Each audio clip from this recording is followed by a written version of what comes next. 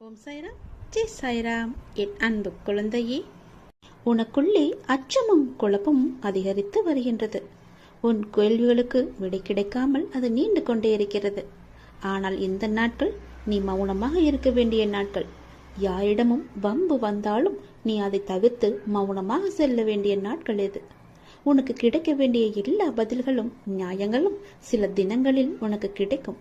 அதுவரை நீ பொறுமையாக என்னுடைய நாமத்தை மட்டும் நிஜம் செய்துவதுதான் உனக்கு நல்லது. அது மேற்கொண்டு எந்த சிக்கலிலும் உன்னை காத்து நிற்கும். எந்த சிக்கலும் உனக்கு ஏற்படாமல் அது உன்னை காக்கும்.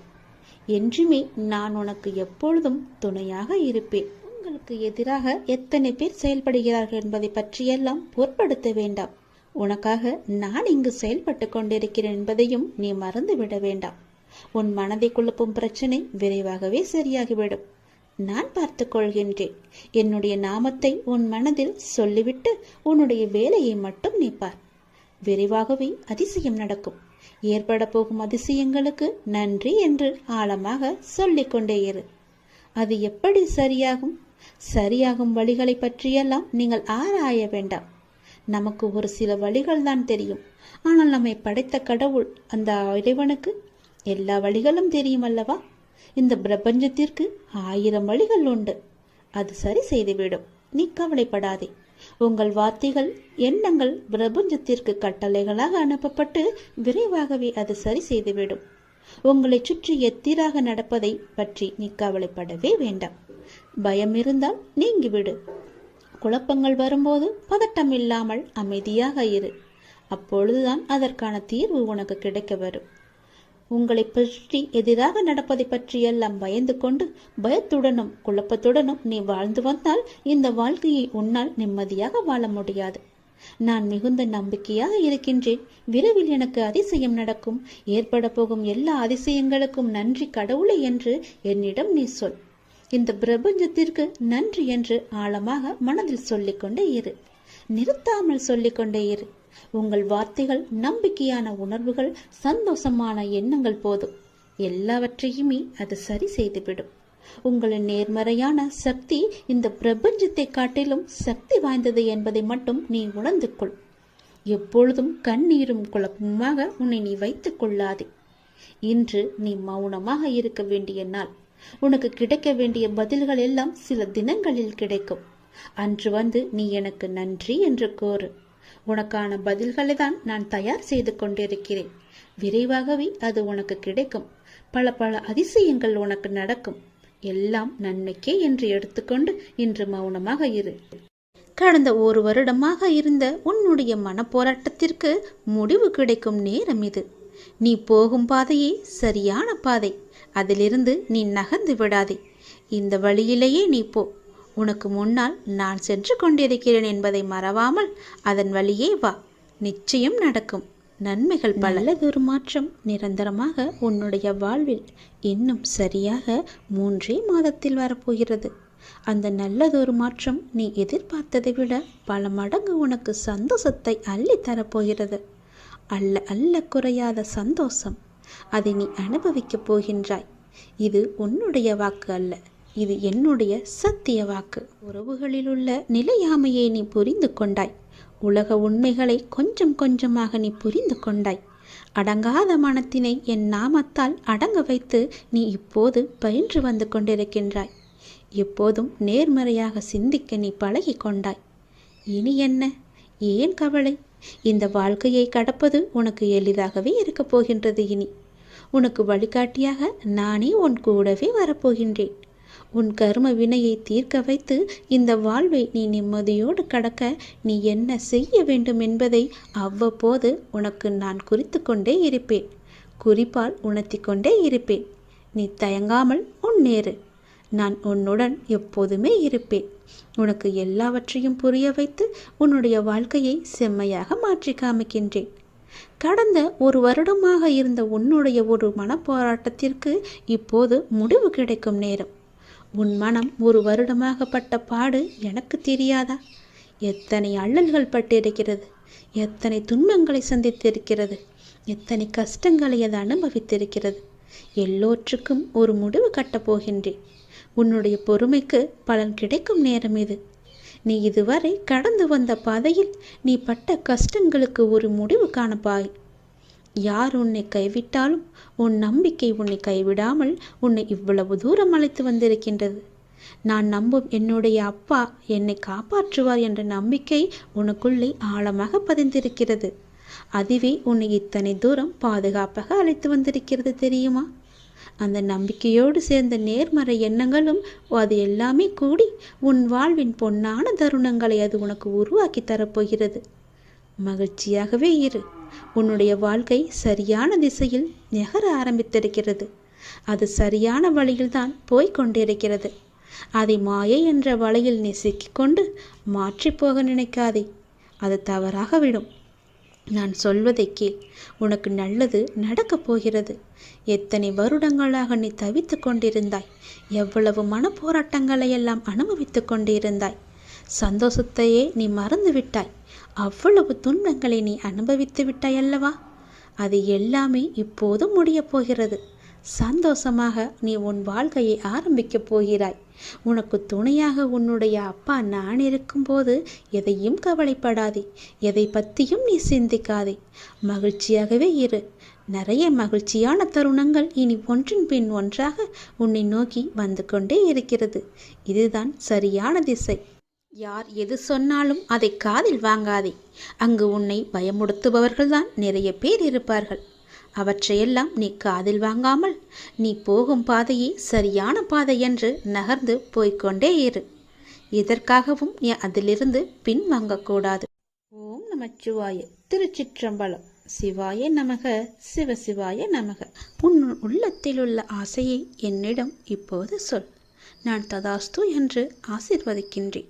அந்த ததாஸ்து என்பது உன்னுடைய ஆசையை நிறைவேற்றும் மந்திர சொல். அப்படியே ஆகட்டும் என்று நான் அதற்கு ஆசீர்வாதம் தருகிறேன். என் மேல் நம்பிக்கை கொண்டு உன்னுடைய உள்ளத்து ஆசையை என்னிடம் சொல். என் அன்பு குழந்தையே, நீ எதற்குமே பதறக்கூடாது. ஏதும் சிதற விடாமல் காக்க என் நேரமும் உன்னையே நான் பார்த்து கொண்டு இருக்கிறேன் என்பதை நீ உணர்ந்து கொள். நீங்கள் அறிய வேண்டியது என்னவென்றால், என்னை நம்பி வந்த உன்னை நான் கீழே விழ அனுமதிக்க மாட்டேன் என்பதை நீ நம்ப வேண்டும். நீ என்னிடம் வந்து அமர்ந்தது எனது கண்களை உற்றுப்பார். அமர்ந்து என் கண்களை உற்று பார்த்தால்தான் நான் உனக்குள் இருப்பதை நீ உணர்வாய். என்னுள் உயிர் இருப்பதை நீ அறிவாய். உன் மனதின் கவலைகளை நான் அறிந்து வைத்திருக்கின்றேன். நீதான் என்னை அறிய மறுக்கின்றாய். எல்லா கவலைகளும் உன்னை விட்டு அகல நான் உனக்கு அருள் புரிகின்றேன். கவலையே படாதே. உன்னுடைய சிக்கல்களுக்கு சரியான தீர்வையும் நான் தருகின்றேன். நீ எதை பற்றியும் கவலைப்பட அவசியமும் இல்லை, தேவையும் இல்லை. எந்த விஷயத்தை பற்றியும் எவ்வித கஷ்டமும் உனக்கு கிடையாது. என்னுடைய மொழிகளில் முழுமையான நம்பிக்கை வைத்தால் உன்னுடைய சிக்கல்களான சந்தேகங்களை நான் தீர்த்து வைக்கிறேன். அதற்கு சரியான முடிவையும் நான் தருகிறேன். அப்பாவை தரிசனம் செய். உன்னுடைய அப்பாவாக நினைத்து என்னை நீ தரிசனம் செய். என்னுடைய பாதங்களில் நீ வந்தனம் செய். உம்முடைய உள்ளத்து ஆசையை என்னிடம் விளக்கமாகச் சொல். நான் உங்களை ஆசீர்வாதம் செய்கிறேன். நம்பிக்கையுடன் நான் உங்களுக்கு இருப்பேன் என்ற நம்பிக்கை உன் மனதில் இருந்தால் ததாஸ்து என்ற வார்த்தை என் நாவிலிருந்து வரும். அந்த ததாஸ்து என்பது அப்படியே ஆகட்டும் என்பதற்கான பொருள். என் மீதான நம்பிக்கையை வளர்த்து கொண்டு என் உள்ளத்து ஆசையை என்னிடம் வந்து சொல்லிவிடு. யாருக்கும் எந்த தீங்கும் செய்யாத அளவுக்கு என்னுடைய நாமத்தை நீ உச்சரித்து கொண்டே வா. இந்த இம்மையிலாகட்டும் மறுமையிலாகட்டும் உன்னை காப்பது என் கடமை, என் பொறுப்பு என்று பலமுறை நான் சொல்லியிருக்கிறேன். கவலையே படாதே. இறைவா, நடத்தியதும் நீ, நடத்தப் போவதும் நீ. நடப்பவை அனைத்தும் நன்மை தருவதாக இருக்கட்டும் என்ற நம்பிக்கையோடு நீ தொடங்கு. நிச்சயம் உன் ஆசை நிறைவேறும். உன்னுடைய துன்பங்கள் எல்லாம் முடிவடைந்துவிடும். அறிவு என்பது படிப்பறிவை சார்ந்தது அல்ல. நமக்கு கிடைத்த அனுபவத்தையும் சூழ்நிலையையும் வைத்து எதிர்காலத்தை கையாளும் தன்மைக்கு பெயர்தான் அறிவு. நீ அறிவோடு நடந்து கொள். இன்றைய விடியல் உனக்கானது.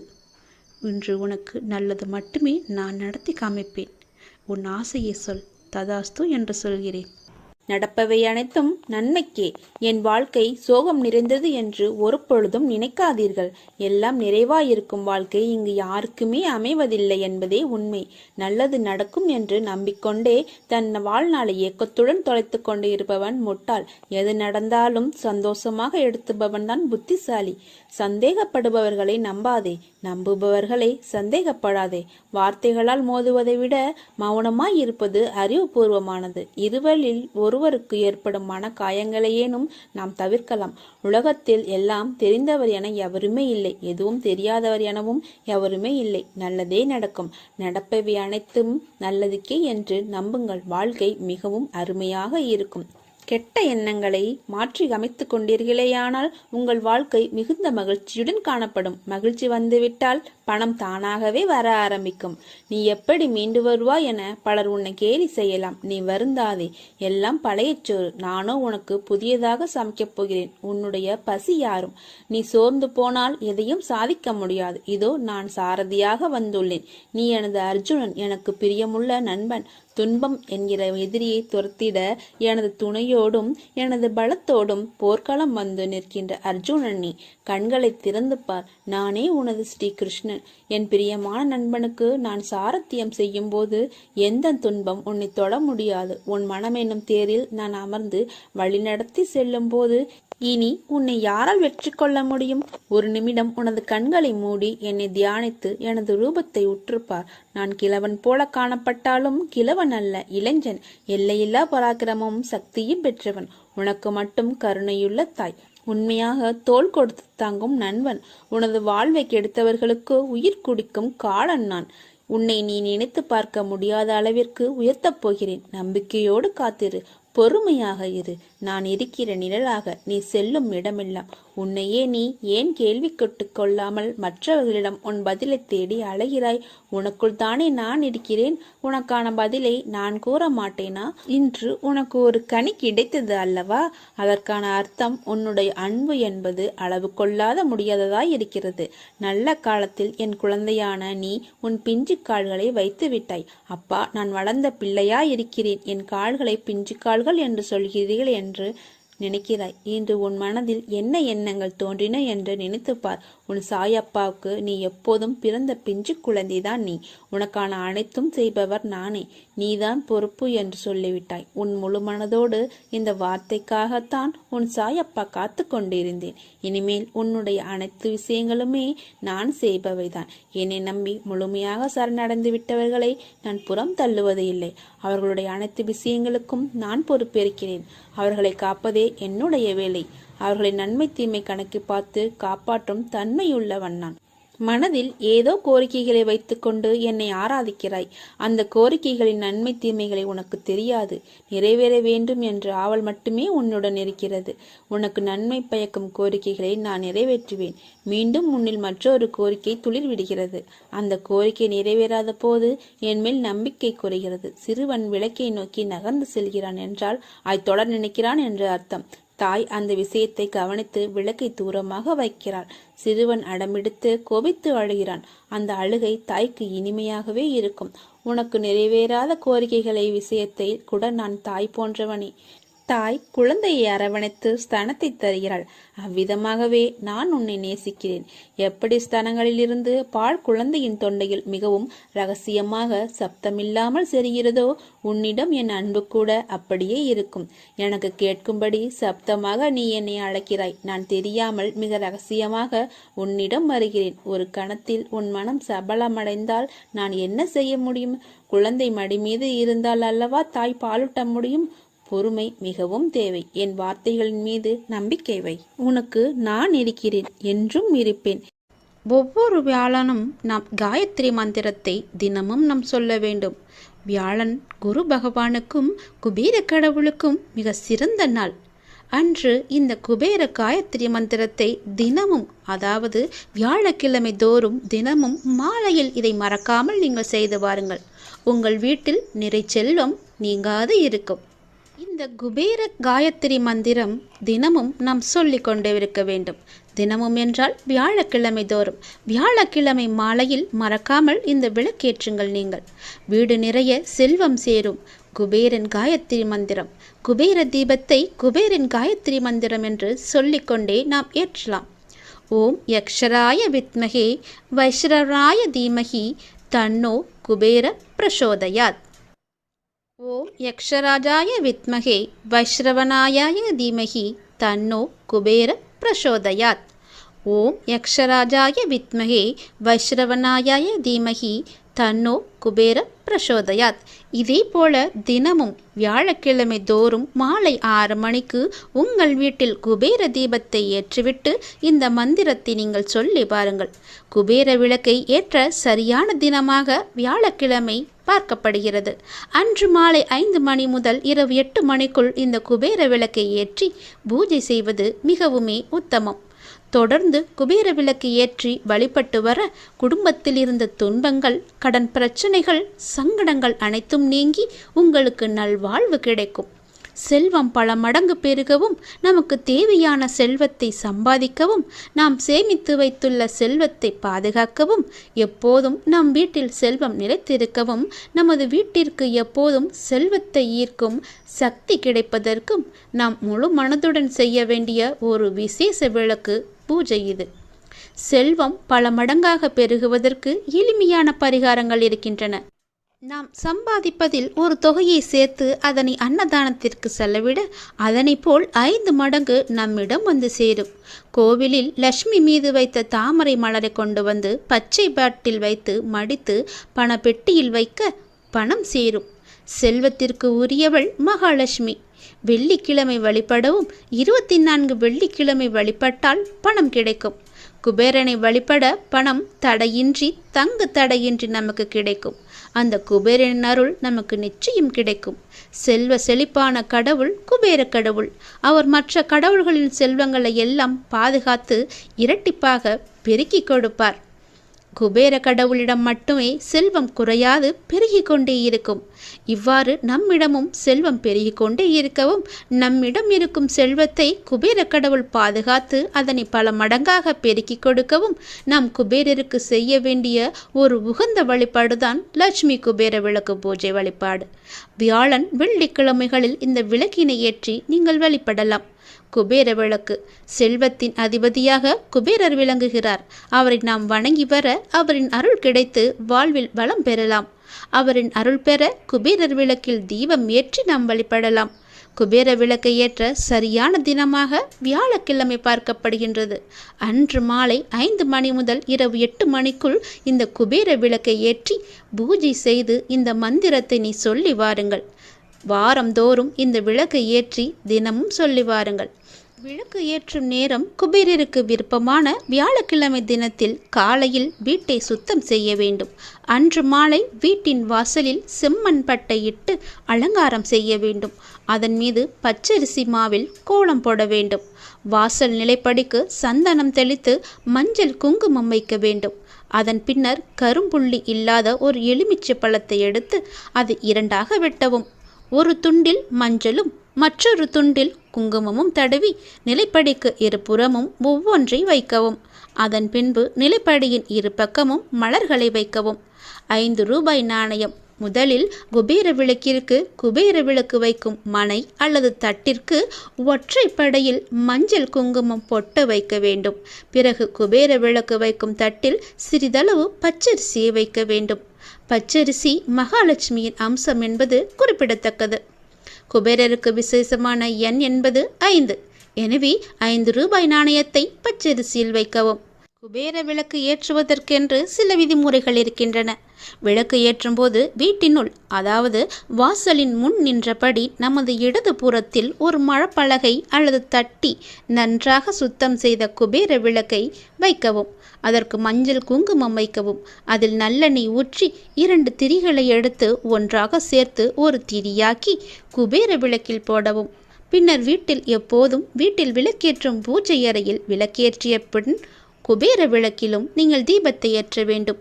குபேரின் காயத்ரி மந்திரம், குபேர தீபத்தை குபேரின் காயத்ரி மந்திரம் என்று சொல்லிக்கொண்டே நீங்கள் ஏற்ற வேண்டும். ஓம் யக்ஷராஜாய வித்மகே வைஸ்ரநாய தீமகி தன்னோ குபேர பிரசோதயாத். இந்த மந்திரத்தை 3 முறை சொல்லி நீங்கள் இந்த தீபத்தை ஏற்றலாம். இப்படி செய்வதால் நமக்கு குபேரன் அருள் நீடித்து நிற்கும். குடும்பத்தில் அனைத்து செல்வங்களும் கிடைக்கும். குபேர விளக்கை தினமும் பூஜை அறையில் ஏற்றி வரலாம். குபேரருக்கு உகந்த திசை வடக்கு. ஆகையால் பூஜை அறையில் வடக்கு திசை நோக்கி இதை ஏற்ற வேண்டும். வடக்கு திசை நோக்கியவாறே குபேரர் பொம்மையும் இருக்க வேண்டும். நெய் தீபம். குபேர விளக்கில் நெய் அல்லது நல்லெண்ணெய் சேர்த்து குபேர திரியினால், அதாவது குபேரருக்கு உகந்த நிறம் பச்சை, அதனால் பச்சை நிறத்தில் உள்ள திரியால் குபேர விளக்கு ஏற்றினால் மிகவுமே சிறந்த பயனளிக்கும். பச்சை நிற திரி இல்லையெனில் பஞ்சு திரி வைத்தும் விளக்கு ஏற்றலாம். குபேர விளக்கில் 5 கற்கண்டு சேர்க்க வேண்டும். கற்கண்டு சேர்ப்பதனால் பண வரவு அதிகரிக்கும். விளக்கை சுற்றி வாசனை மலர்கள் வைக்க வேண்டும்.